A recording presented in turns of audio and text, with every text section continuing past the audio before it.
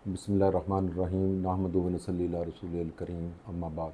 अस्सलाम वालेकुम व्यूअर्स, मैं डॉक्टर हारून रशीद हूँ। मैं जिल्द का स्पेशलिस्ट हूँ और आप देख रहे हैं मेरा यूट्यूब चैनल डॉक्टर हारून रशीद SKP।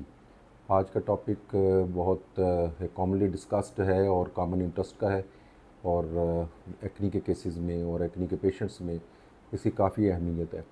तो इसमें एक पॉपुलर मेडिसन है हमारा यूज़ की जाती है जो कि विटामिन ए का डेरिवेटिव है, आइसोटेटिडाइन कहलाता है।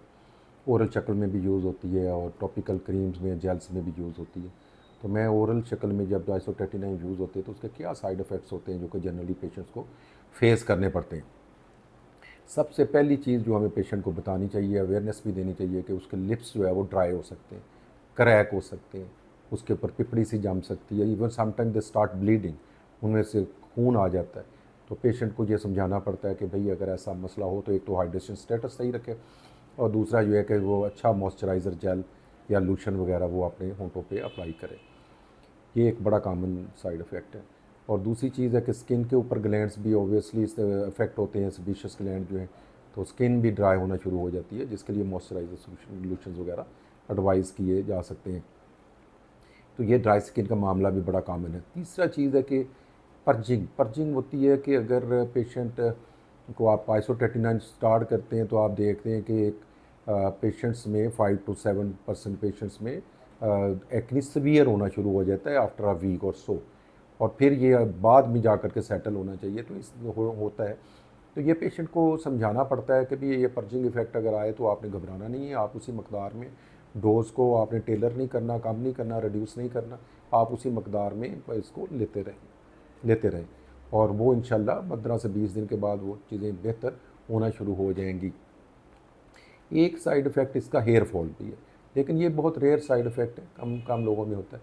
और एक एहतियात इसकी ये होती है कि ये क्योंकि ये कंजेनिटल डिफ़ॉर्मिटीज़ बच्चे में जो प्रेग्नेंट मदर्स होती हैं उनमें डिफ़ॉर्मिटीज़ पैदा करते हैं, बच्चे में अबनॉर्मेलिटीज़ पैदा कर देते हैं और सम टाइम अबॉर्शंस तक हो जाती हैं। तो इसलिए ये मेडिसिन जो है इसकी इस रिस्क की वजह से ऐसी कोई भी फ़ीमेल जिसकी शादी का हो आफ्टर 6 मंथ प्रोग्राम, तो वो उसको आपने डिसकंटिन्यू करवा देनी होती है।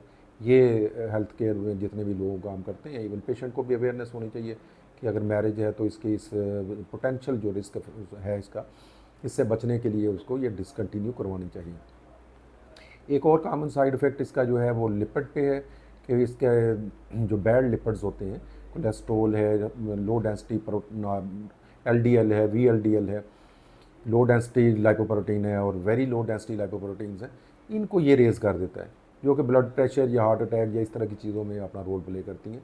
ये भी अवॉइड कराना चाहिए और इसका इंटरमिटेंटली आपको हर महीने के बाद या 1.5 महीने के बाद उसका लिपिड प्रोफाइल करवा लेनी चाहिए और स्टार्ट कराने से पहले भी लिपिड प्रोफाइल उसकी देख लेनी चाहिए। एक इसका साइड इफ़ेक्ट आता है जी लिवर के ऊपर कि जब लिवर टॉक्सिसिटी से जो हेपेटोसेलुलर डैमेज आता है लिवर के सेल्स को, तो उससे देखा गया कि SGPT और SGAT जो है GOT एंजाइम जो हैं वो रेज़ हो जाते हैं। तो LFTs करवा लेनी चाहिए, पुरानी हिस्ट्री पूछ लेनी चाहिए, कोई भी लिवर की किसी किस्म का उसको लिवर का प्रॉब्लम जॉन्डिस रहा हो या किसी किस्म का और मसला किसी कभी भी रहा हो तो उसकी हिस्ट्री लेना बहुत ज़रूरी है। वेरी रेयरली पेंक्रियाटाइटिस भी देखा गया है कि जो पेंक्रियाज है, लबलबा जिसको हम कहते हैं, जहाँ से इंसुलिन वगैरह भी सिक्रीट होती है, पेंक्रियाटिक जूस भी सिक्रीट होता है, तो वहाँ पे देखा गया कि सामने सोजिश पड़ जाती है। तो उसमें मैदे वाली जगह पे एपिगैस्ट्रिक पेन होती है जो बैक के ऊपर रेडिएट करती है और वॉमिटिंग पेशेंट को बहुत ज़्यादा होती है। तो ऐसे सिलसिले में पेशेंट को प्रॉपर्ली इन्वेस्टिगेट करना चाहिए और सीरम और माइलेज वगैरह उसका टेस्ट करवाना चाहिए।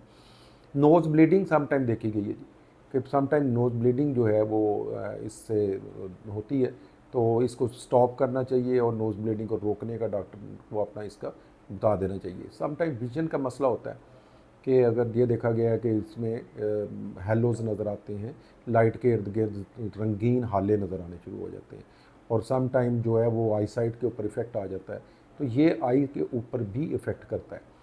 तो लेकिन इनके चांसेस ऑब्वियसली इतना ज़्यादा नहीं है। बाकी एलर्जीज़ जैसे तमाम दवाइयाँ एलर्जीज का पॉसिबिलिटी होती है तमाम दवाइयों के साथ, तो इसके साथ भी पॉसिबल है कि किसी किस्म का भी अर्टिकेरिया है, छपाकी है, रैशेज़ है या ब्लिस्टर फॉर्मेशन है या स्वेलिंग है, ये हो सकती है। तो ये मुख्तसरन वो साइड इफ़ेक्ट्स हैं जो कि पोटेंशियल हैं, लेकिन इनमें जो कॉमन है वो लिप्स का ड्राई हो जाना, फेस का ड्राई हो जाना, ये बहुत कॉमन है और इसको हमने अवॉइड करवाना होता है। बाकी जो है वो इतने कॉमन नहीं है, लेकिन ये कि पेशेंट को भी और डॉक्टर को भी इस चीज़ के बारे में एजुकेटेड रहना चाहिए और एजुकेट करना भी चाहिए कि ये पॉसिबिलिटीज़ है।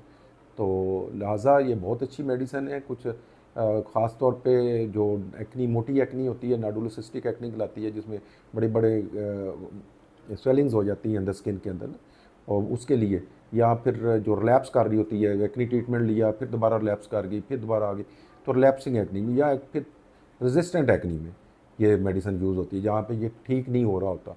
तो ये अहम मेडिसिन है, लेकिन इसके साइमल्टेनियसली इसके अपने साइड इफ़ेक्ट्स भी हैं जो मैंने ब्रीफली गुजारिश की है। तो आप वीडियो पसंद आए तो आप लाइक करें, मेरे चैनल को सब्सक्राइब करें, अपना बहुत ख्याल रखिएगा, अपने इससे जुड़े हुए तमाम लोगों का भी ख्याल रखिएगा। खुदा हाफिज़, टिल नेक्स्ट अपीयरेंस।